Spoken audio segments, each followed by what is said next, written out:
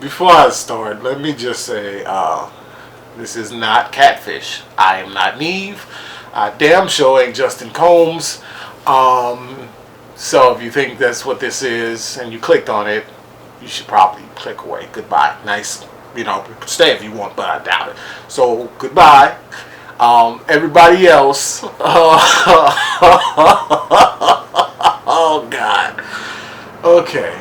I don't. Only way I could describe the last 15 minutes of this episode is what's that chick name from the Housewives?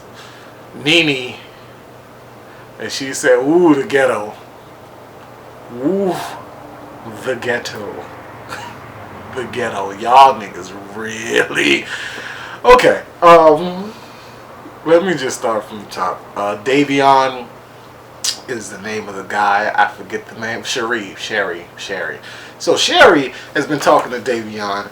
Clearly she read and clearly he did too, or seen the movie, the 50 Shades of Grey, and their whole thing is this like he came on to her with a very like sexual, I'm in control, you're gonna do what I want, and I'll think about letting you know who I am. And she was very turned on by that. She was like, ooh, yeah, okay, I'll do it.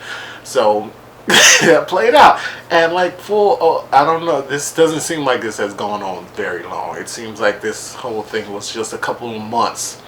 And she was like, alright, fuck that. This has been a couple of months. I need Catfish. A lot of people go years. A lot of people go years and don't say nothing until, they call Max them after a couple of years. So she was on top of it. But she talked to the guy, she sent him on news, and she was like, whatever, And first of all, okay, let me just sidetrack. Justin Combs. Oh, God. Like the wealth. As a poor person, like the wealth. Like the wealth, like seeping off of him. Like seeping off of him is like really, really like, oh, you're just like disgustingly rich, aren't you? Like I could see the Benjamins like floating off his body. Okay, I'm sorry, I'm poor and I'm bitter about it. But so, they go through the whole thing. They go meet her, and she seems like a very cool person. She has like this little weird thing where like they say something like, "Oh, we found this out," and she's like, "Ooh, yikes!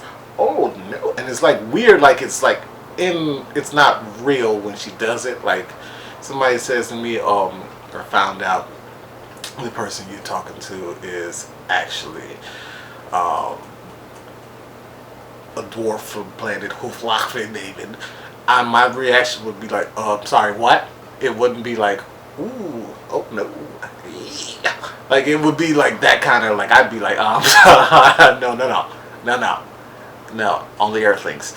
So, whatever. They had this conversation, they did the thing, and it seemed like this took a long time to get to the part where they finally found out who everybody was, like, when they got to meet. Normally, it seems like 20 minutes in, they, like, talking to him on the phone like, alright, now where can we meet you so we could get this thing solved. It took longer, which was weird, but they met up. They talked. Before that happened, they got a call from Davion's wife, who she was very very not nice about Cherie. I want to say Cherie. I'm going to say Cherie. And you could tell, like, this was an angry woman, and, like, she was clearly, definitely behind this whole thing. And that's what I thought. Like, once I heard her voice, I was like, oh, yeah, it's her. And she is bitter, and she's mad, and she's upset, and she wants revenge. I guess this woman talked to some guy she liked a long time ago, and she just haven't been able to get over it. That kind of stuff, because that's kind of how some people act. Some people. But I'm just gonna get to the good part. They finally meet up, and like I don't want to be like insensitive, so I'm not gonna mention the fact that the guy was just waiting in the garage. I'm not gonna mention that. I'm also not gonna mention that there was no ramp, and I'm also not gonna mention that it would seem like she had to haul him down the stairs, and he had to sit and wait in the garage until it was time for her to press the button for his dramatic reveal. Okay, I'm not going to mention any of that because it gives me an image of her trying to get him down the stairs and then say, wait here until they get here and then I'll press the button. And it's just, I'm not going to mention any of that happening. So what happens is they open the door, like they go to the front door and knock on it, and the garage starts open, and Justin, like, he's like, Neve! Like, he got scared. And I was like, you're rich. There's nothing to fear when you have money.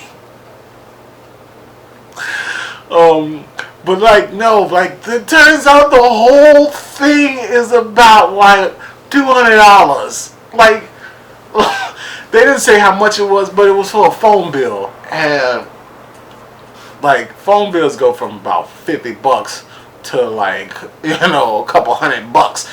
This dude is like Petty LaBelle, Tom Petty. Just like the level of petty is like, woof. Okay, like it's up there. It's housewives level of petty.